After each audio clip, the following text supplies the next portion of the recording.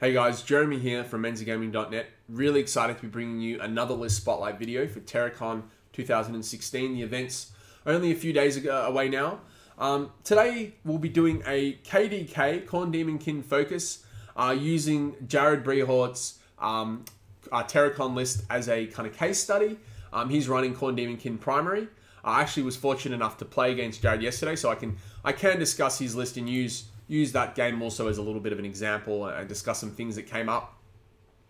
Also, hello to all the people tuning in from Blog for the Blood God, and thanks so much to Dean for promoting this video. I was fortunate enough to have a game against Dean not very long ago, I think a week and a half. You know, I love his collection, I love his models, and I think that he's really doing a lot for the community with that blog. And it is an exciting time to be playing Khorne. If you find yourself, you know, supporting that red guard and in all his insensate fury, it is an exciting time, because when in the past, you know, Chaos were very neglected, and some people will still say they are, there are a lot of formations being released. KDK have their codex now that I think is quite a competitive codex. I think people, you know, do underestimate some of the mechanics that exist within KDK, and they might just in their own mind feel like a lot of Chaos armies, especially one of the, I guess Khorne has been recently, it hasn't had some of the top tier choices that other Chaos gods have had, with things like toughness 6 bikes and toughness 6 things like their spawn that Nurgle have, and they don't have that psychic ability that the Tzeentch demons and Tzeentch casters have as well. So Khorne have been a little bit neglected, but I think they've got access to some really powerful mechanics now that we'll be discussing in this video. So in video 1, I'll be doing an overview of KDK, and that might go over 2 parts. And then in the third part of the video, I'll be looking at Jarrod's list and kind of go through what I think is powerful about his list, some of his choices, and maybe offer some suggestions as well going forward.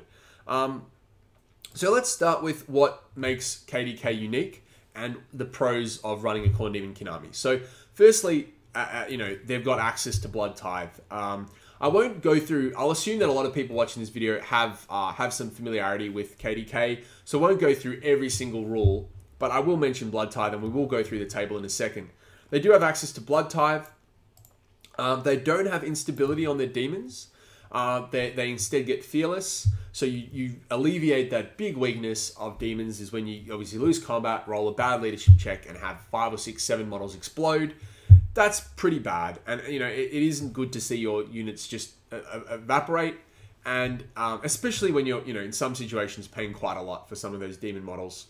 And that also frees up the second thing. The benefit is that they can be joined by non-demon models now. So things like flesh hounds, you know, and blood crushers, etc., can be joined by non-demons, which is very significant. It opens up a lot of options for Death Stars. And I think that this kind of consideration but makes Khorne Death Stars, I believe, the best Chaos Death Stars. So we will discuss that a little bit soon. So what are the cons? The cons are they are locked into the Mark of Khorne. So you have to take Mark of Khorne. Things like the Khorne detachment and the Slaughter Cult, which is part of that detachment in the KDK book. You have to take a lot of suboptimal units, things like Chaos Space Marines, and you have to take minimum 2 units of Space Marines or Berserkers. Neither of those units are very competitive. And you also have to take like a unit of Possessed, not very competitive. It's worth noting at this point as well, the context of this Terracon event that's occurring on the 11th, 12th of June coming up is a community comp event. For those of you that are unfamiliar with community comp, it is a composition score system. It allows for tournament organizers and players to give themselves comp scores based on a predetermined set of like resource points on certain units. So depending on the strength of the unit, things are comped in different ways that then allows armies to kind of achieve a balance. So it allows for weaker codexes to compete with stronger codexes through composition scores. So have a look at communitycomp.org if you want to familiarize yourself with that. And then, so it is worth noting that the metagame that we are playing in is different from your standard uncomped 40k metagames. Furthermore to what we were saying, another problem with Daemonkin is they do have quite limited heavy support options. Most noticeably the absence of Havocs, which I would say are probably one of the stronger heavy support options for Chaos, especially in community comp. And they have this disincentive to use allies because allies don't have the blood for the blood god rule, which means that allied units don't generate Blood Tithe. So when you've got an army filled with KDK and you're trying to lubricate your Blood Tithe generation, having allies is bad because when your allies kill stuff or die, they aren't generating you Blood Tithe. So there's this disincentive to use allies for KDK, which is not great because Chaos benefit really a lot from allies. Behind Imperium and then the Eldar factions, Chaos have most access to different Battle Brother allies. So the fact that there's a disincentive to using them is quite limiting for KDK, but it doesn't mean you shouldn't use allies. And I will go through very soon the different archetypes and the different allies you can lean on within a KDK army that you're attempting to build competitively. Now let's have a look at the Blood Type table. This is a table that a lot of people kind of just... We know what the rules are. We know how we generate our Blood Tithes. I won't go through all that. But I think there's a lot more complexity to this than might meet the eye at first. I think a lot of people would look at this table and just kind of say, oh, look, you know, I can summon a Bloodthirster. I'm just going to save up and do that. But that's not the way you should be considering this. There should be a lot more considerations going in to the way in which you spend your Blood Type points. So let's have a look at what the things do. Firstly, if you spend 1 point, and it's worth noting, when you do spend your Blood Tithe points that you're accumulating for killing enemy units or having units destroyed, or killing units in challenges and things like that, you have to spend all your points at the same time. So you can't spend them sequentially in small, little bunches. You have to spend them all at the same time. So that is worth noting. First one, you get Adamantium Will for all units with Blood for the Blood God. Number two, that's obviously not great. Number two, you get Furious Charge and Rage over your whole army with Blood for the Blood God. It's okay, but a lot of the units you have will already have one of these rules. So, you know, it's not amazing to necessarily get those rules because you a lot of the time already have some of them. So, not great. Number three is very interesting. You get FNP on all your units with Blood for the Blood God. I think this is one of the stronger Blood Tithe abilities for a few reasons. Reason one, it's very easy to... The point of 3 Blood Tithe points will often come up in turn 2 or turn 3. You'll get a very early activation of this ability. If you can somehow get it for turn 2, that's really good. Popping Blood Tithe, your Unstoppable Ferocity on turn 2, means that you're generating this very early extra value. Now, for those that, I have discussed this before in Breaking the Meta videos, but the significance of turns in a game of 40k gets less for every turn. So turn 1 is more important than turn 6. That's counterintuitive in some respects because the game's won on turn 6 or turn 5 a lot. But what occurs, the actual events that occur in turn 1 and turn 2 will often decide a game. And also turn 3 as well, because that's when a lot of things are actually starting to happen. So you want to maximize and front load your Blood Tithe value as early as you can. So getting the FNP army wide is significant because if you can pop that on turn 2 or 3, and consequently, due to your army having FNP, certain units might survive longer than they should.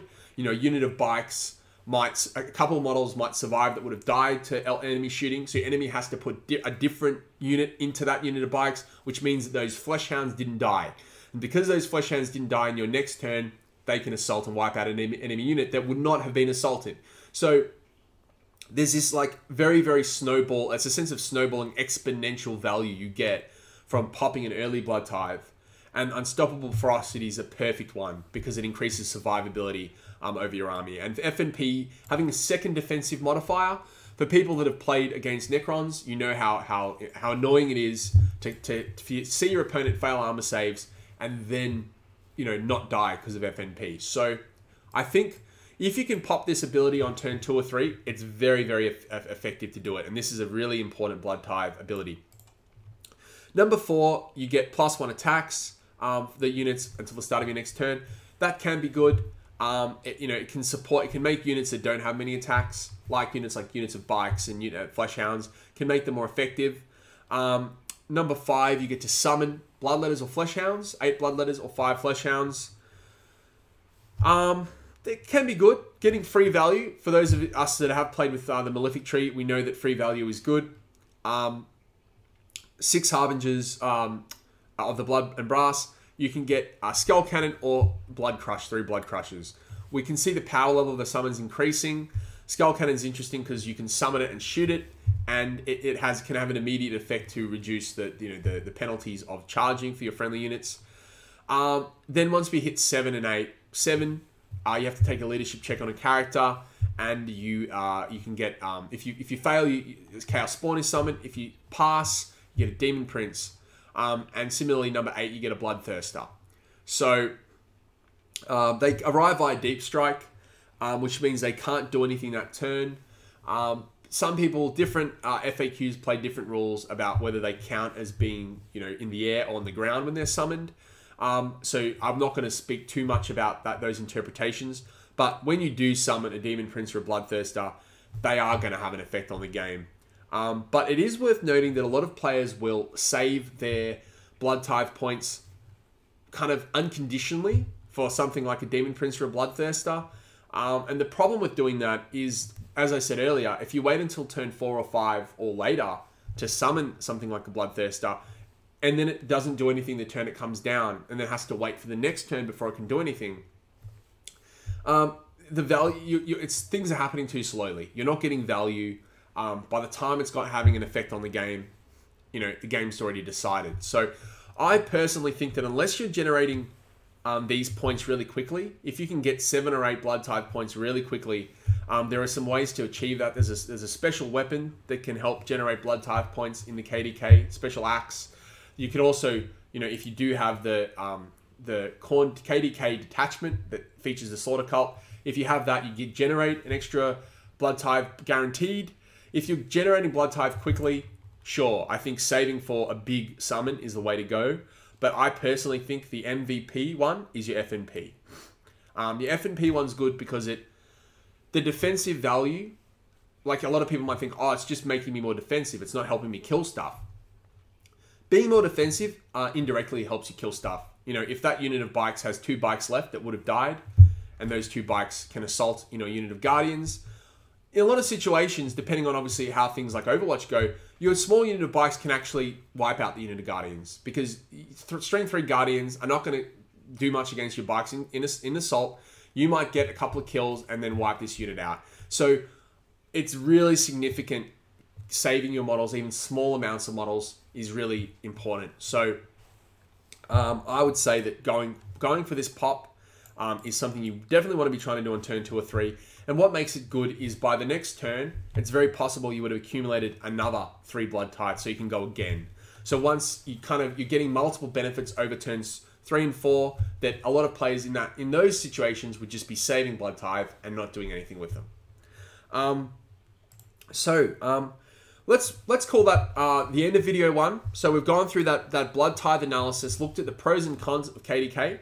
In video 2, I will be looking through some archetypes and some specific ways in which you can play your KDK. So stay tuned for video 2 coming up right after this. Thank you.